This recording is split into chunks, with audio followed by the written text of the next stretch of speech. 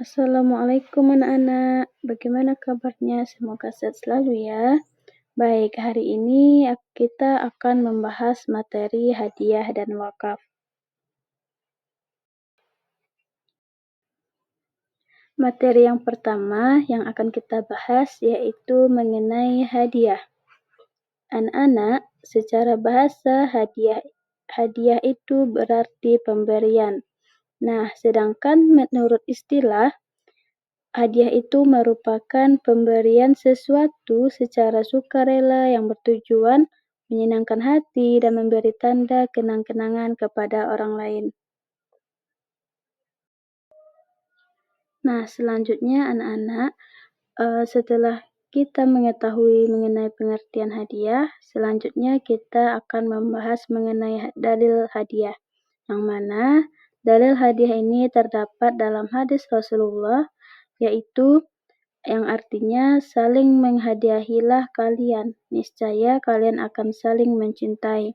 Nah, di dalam hadis tersebut menjelaskan bahwasanya kita sebagai seorang muslim harus wajib memberikan hadiah kepada orang lain. Dan juga di dalam hadis tersebut juga menekankan kita untuk menerima hadiah yang diberikan oleh orang lain itu secara ikhlas, walaupun hadiah yang diberikan itu hadiah kecil ataupun cuman hadiah yang murah. Nah, setelah memahami mengenai hadiah dan dalil hadiah tersebut, semoga Ananda bisa memahaminya. Nah, materi selanjutnya yang akan kita bahas yaitu mengenai wakaf. Jadi, wakaf ini secara bahasa berarti menahan.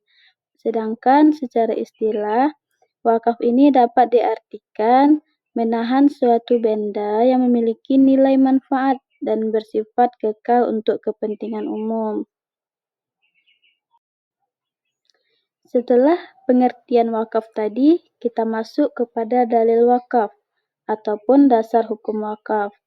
Nah, dalil wakaf ini terdapat dalam hadis Rasulullah, yaitu dari Ibnu Umar, ia berkata, "Aku telah mendapat sebidang tanah, maka apa yang engkau perintahkan mengenai tanah tersebut?" Nah, lalu Rasulullah bersabda, "Jika engkau suka, maka tahanlah, jangan diwariskan, jangan diwariskan, dihibahkan, dan kemudian sedekahkanlah hasilnya untuk kebaikan." Hadis riwayat Bukhari dan Muslim. Nah, dari hadis tersebut menunjukkan bahwa harta yang kita miliki ataupun kekayaan yang kita miliki itu bisa kita salurkan dengan cara berwakaf, yang mana dengan kita berwakaf ini dapat membantu orang lain dan juga wakaf ini berguna untuk kepentingan umum dan juga bisa dirasakan oleh semua orang. Baik, selanjutnya kita masuk kepada rukun wakaf.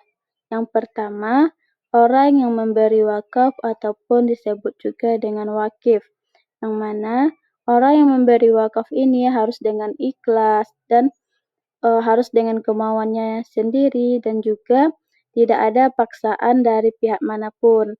Nah, rukun yang kedua yaitu orang yang menerima wakaf. Yang ketiga, barang yang diwakafkan.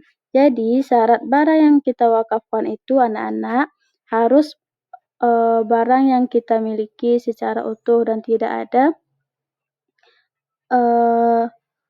tidak harta milik bersama.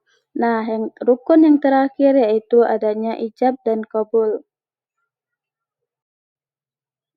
Nah, baik, setelah kita membahas mengenai pengertian wakaf, dalil wakaf, dan juga rukun wakaf tadi, selanjutnya yang akan kita bahas yaitu jenis-jenis wakaf. Yang pertama itu ada wakaf ahli.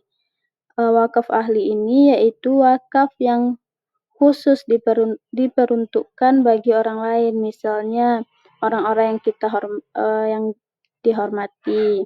Nah, Jenis wakaf yang kedua yaitu wakaf khairi. Nah, itu wakaf yang diperuntukkan untuk kepentingan umum. Contohnya madrasah, bangunan, masjid, dan lain sebagainya. Nah, selanjutnya kita masuk kepada materi yang terakhir yaitu keutamaan dari kita berwakaf. Jadi, ada 4 keutamaan dari kita berwakaf tadi. Yang pertama, pahala yang berkelanjutan. Pahala yang kita dapatkan itu terus mengalir. Sampai kita sudah meninggal pun, kita akan terus mendapatkan pahalanya. Ini juga disebut dengan amal jariah. Yang kedua, mendekatkan diri kepada Allah. Yang ketiga, melestarikan nilai Islam. Dan yang terakhir ada menumbuhkan solidaritas sosial.